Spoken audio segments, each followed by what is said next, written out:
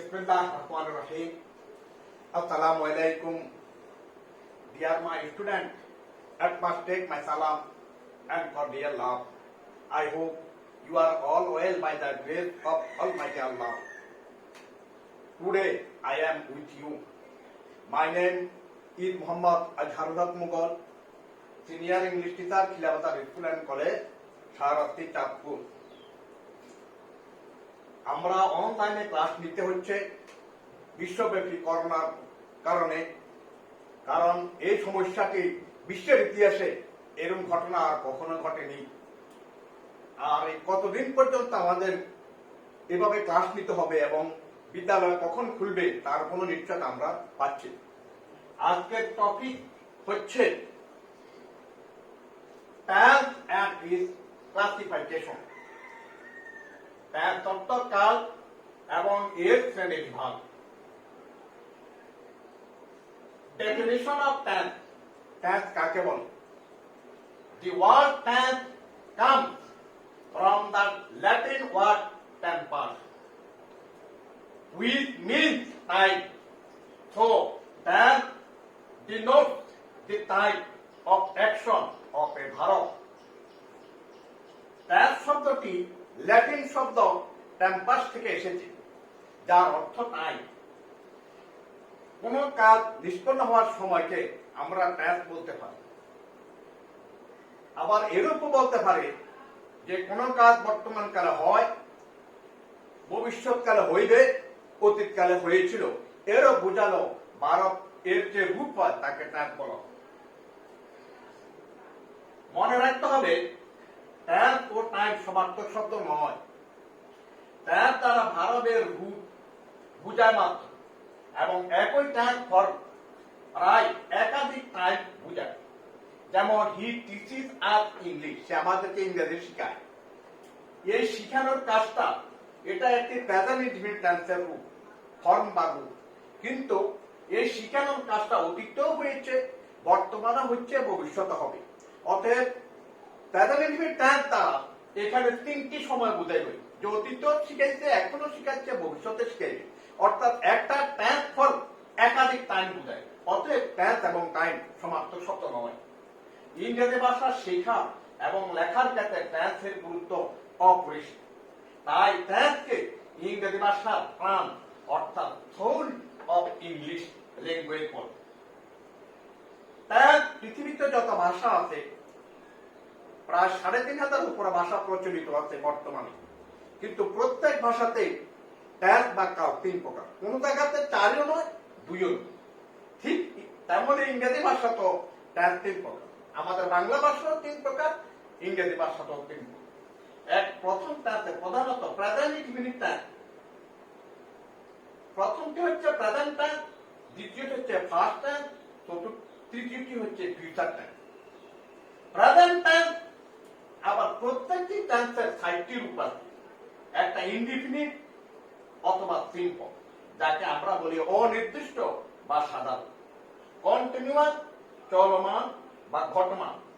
Perfect, পুরা ঘটিত। Perfect continuous, পুরা ঘটিত, ঘটমান।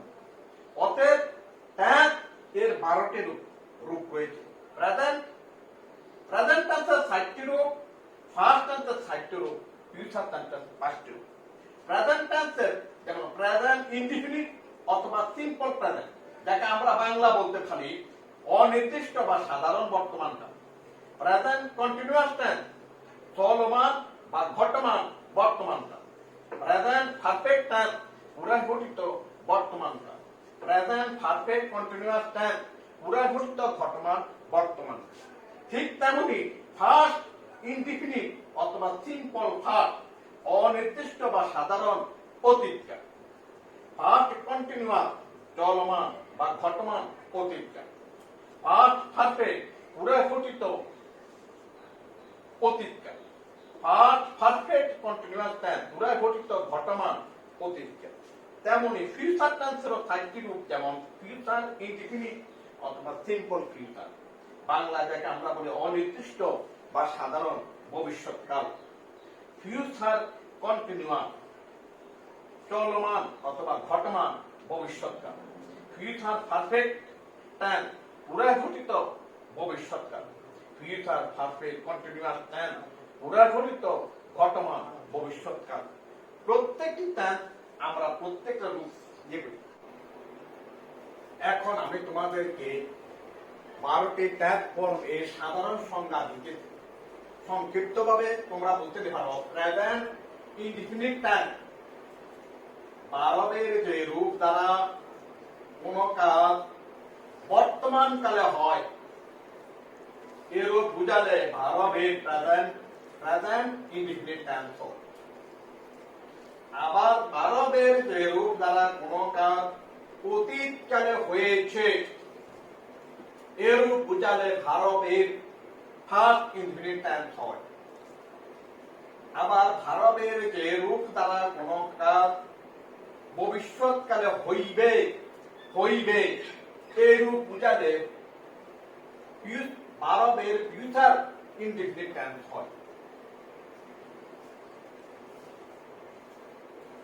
প্রেজেন্ট কন্টিনিউয়াস টেন্স হইতেছে, ভারবের যে রূপ দ্বারা কোন কাজ বর্তমান কালে হইতেছে তাকে ফিউচার প্রেজেন্ট কন্টিনিউয়াস টেন্স বলে। হইতেছিল, ভারবের যে রূপ দ্বারা কোন কাজ অতীত কালে হইতেছিল তাকে ফার্স্ট কন্টিনিউয়াস টেন্স বলে। হইতে থাকিবে, ভারবের যে রূপ দ্বারা কোন কাজ ভবিষ্যৎকালে হইতে থাকিবে তাকে ফিউচার কন্টিনিউয়াস টেন্স বলে। আমরা বলছি ভারবের যে রূপ দ্বারা কোন কাজ বর্তমান কালে হয় প্রেজেন্ট ইনডিফিনিট টেন্স, অতীত কালে হয়েছে ফার্স্ট ইনডিফিনিট টেন্স, ভবিষ্যৎকালে হইবে ফিউচার ইনডিফিনিট টেন্স। ভারবের যে রূপ দ্বারা কোন কাজ বর্তমান কালে হইতেছে প্রেজেন্ট কন্টিনিউয়াস টেন্স, অতীত কালে হইতেছিল ফার্স্ট কন্টিনিউয়াস টেন্স, ভবিষ্যৎকালে হইতে থাকিবে future continuous tense. Perfect tense, ভারবের যে রূপ দ্বারা কোন কাজ এইমাত্র শেষ হয়েছে কিন্তু তার ফল এখনো বাকি, যাকে আমরা সংক্ষেপে বলতে পারি কাজ শেষ ফল বাকি, তাকে বলা হয় প্রেজেন্ট পারফেক্ট টেন্স। তেমনি ফার্স্ট পারফেক্ট টেন্স হচ্ছে অতীতকালে দুটি ঘটনা ঘটেছে বা দুটি কাজ সম্পন্ন হয়েছে, যে কাজটি আগে হয়েছে বা যে কাজটি আগে নিষ্পন্ন বা সম্পন্ন হয়েছে সেটির ফার্স্ট পারফেক্ট টেন্স, এবং যেটি পরে সম্পন্ন হয়েছে সেটির ফার্স্ট ইনডিফিনিট টেন্স। যেমন এটাতে আমরা বোঝাতে পারি যে গত বার্ষিক পরীক্ষা 2019 সালের বার্ষিক পরীক্ষা কাজটি হয়েছে এবং ফল প্রকাশের কাজ হয়েছে, দুটি কাজ হয়েছে। একটি বার্ষিক পরীক্ষার কাজ হয়েছে আর একটি ফল প্রকাশের কাজ হয়েছে। বার্ষিক পরীক্ষার কাজটা হবে ফার্স্ট পারফেক্ট টেন্স আর ফল প্রকাশের কাজটা হবে ফার্স্ট ইনডিফিনিট টেন্স। তেমনি ভবিষ্যৎকালে দুটি কাজ হইবে, যে কাজটি আগে সংগঠিত হইবে বা নিষ্পন্ন হইবে সেটি ফিউচার পারফেক্ট টেন্স, আর যে কাজটি পরে সম্পন্ন হইবে সেটি ফিউচার ইনডিফিনিট টেন্স বা প্রেজেন্ট ইনডিফিনিট টেন্স। যেমন আগামী ডিসেম্বরে তোমাদের বার্ষিক পরীক্ষা অনুষ্ঠিত হওয়ার কথা রয়েছে, এই ডিসেম্বরে বার্ষিক পরীক্ষার কাজটা হবে ফিউচার পারফেক্ট টেন্স এবং ফল প্রকাশ হবে ফিউচার ইনডিফিনিট টেন্স অথবা প্রেজেন্ট ইনডিফিনিট টেন্স। তেমনি পারফেক্ট কন্টিনিউয়াস টেন্স, কোন কাজ অতীতকালে শুরু হয়ে এখনো চলছে বা হচ্ছে এরূপ বুঝালে প্রেজেন্ট পারফেক্ট কন্টিনিউয়াস টেন্স। আর অতীতকালে যে কাজটি আগে সংঘটিত হচ্ছে সেটি যদি কিছুকাল ধরে হচ্ছিল বা চলছিল এরূপ বুঝালে ফার্স্ট পারফেক্ট কন্টিনিউয়াস টেন্স। যেমন গত 2019 সালের বার্ষিক পরীক্ষা 10 দিন বা 12 দিন ধরে চলছিল, এই 10 দিন বা 12 দিন ধরে চলছিল এই কাজটাই ফার্স্ট পারফেক্ট কন্টিনিউয়াস টেন্স, আর পরের কাজটি ফার্স্ট ইনডিফিনিট টেন্স হবে যেটা ফল প্রকাশ। তেমনি ভবিষ্যৎকালে বার্ষিক পরীক্ষা দুটি কাজ সংঘটিত হইবে, যে কাজটি আগে সংঘটিত হইবে সেটির ফিউচার পারফেক্ট কন্টিনিউয়াস টেন্স, আর যে কাজটি পরে সংঘটিত হইবে সেটির ফিউচার ইনডিফিনিট অথবা প্রেজেন্ট ইনডিফিনিট টেন্স। যেমন 2020 সালের বার্ষিক পরীক্ষা ডিসেম্বর মাসে অনুষ্ঠিত হইবে। এই বার্ষিক পরীক্ষার কাজটা 10 দিন বা 12 দিন ধরে চলতে থাকবে। এটাই হচ্ছে এই 10-12 দিন ধরে চলতে থাকবে, এটাই হচ্ছে ফিউচার পারফেক্ট কন্টিনিউয়াস টেন্স। আর পরে যে ফল প্রকাশ হবে সেটা হবে ফিউচার ইনডিফিনিট টেন্স অথবা প্রেজেন্ট ইনডিফিনিট টেন্স। এই 12টি টেন্সের সংক্ষিপ্ত রূপ আমার তোমাদেরকে দেখিয়ে দাও। আবারও সংক্ষিপ্ত তোমাদেরকে বলছি, ভারবের যে রূপ দ্বারা কোনো কাজ বর্তমান কালে হয় প্রেজেন্ট ইনডিফিনিট, অতীতকালে হয়েছে পাস্ট ইনডিফিনিট, ভবিষ্যৎকালে হইবে ফিউচার ইনডিফিনিট।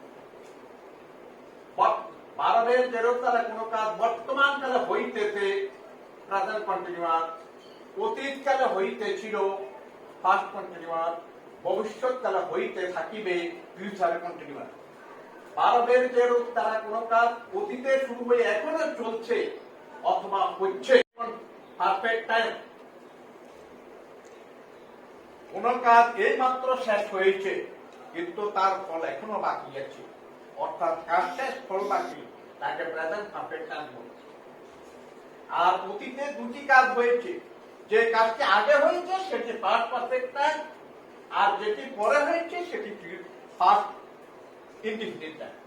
ভবিষ্যৎকালে দুটি কাজ হইবে, যে কাজটি আগে হবে সেটি ফিউচার পারফেক্ট টাইম, আর যে কাজটি পরে হবে সেটা ফিউচার ইনডিফিনিট অথবা প্রেজেন্ট ইনডিফিনিট টাইম। তেমনই পারফেক্ট কন্টিনিউয়াস টেন্সগুলি হচ্ছে অতীতে, প্রেজেন্ট পারফেক্ট কন্টিনিউয়াস টেন্স হচ্ছে অতীতে কোনো কাজ শুরু হয়ে এখনো হচ্ছে বা চলছে বা চলমান রয়েছে, এটাকে বলা হয় প্রেজেন্ট পারফেক্ট কন্টিনিউয়াস টেন্স। আর ফার্স্ট পারফেক্ট কন্টিনিউয়াস টেন্স হচ্ছে আগে যে কাজটি হয়েছে সেটা কিছু সময় ধরে বা কিছু কাল ধরে হচ্ছিল বা চলছিল, এরূপ বুঝালে ফার্স্ট পারফেক্ট কন্টিনিউয়াস টেন্স। আর ভবিষ্যৎকালে দুটি কাজ হইবে, প্রথম কাজটি কিছু সময় ধরে বা কিছু কাল ধরে হচ্ছিল বা চলছিল, হইতে থাকিবে বা চলতে থাকবে, এরূপ বুঝালে ফিউচার পারফেক্ট কন্টিনিউয়াস টেন্স। এই হচ্ছে টেন্স এর পূর্ণাঙ্গ সংজ্ঞা। সংক্ষিপ্তভাবে তোমাদের টেন্সের পূর্ণাঙ্গ সংজ্ঞা দেওয়া হয়েছে। আগামী পাঠে আশা করি তোমাদেরকে টেন্স এর স্ট্রাকচার সম্পর্কে বিস্তারিত বর্ণনা দেওয়া হবে। Homework, what is tense, tense কি বা টেন্স কাকে বলে, how many kinds of tenses are there, mainly প্রধানত টেন্স কত প্রকার, give 3 example of each of them, তাদের প্রত্যেকটি 3টি করে উদাহরণ দাও। আজকের জন্য এখানে শেষ করছি। আল্লাহ হাফেজ, আল্লাহ তোমাদের সহায় হোক। আমিন। ওয়া আখির দাওয়ানা আলহামদুলিল্লাহ রাব্বিল আলামিন। আসসালামু আলাইকুম।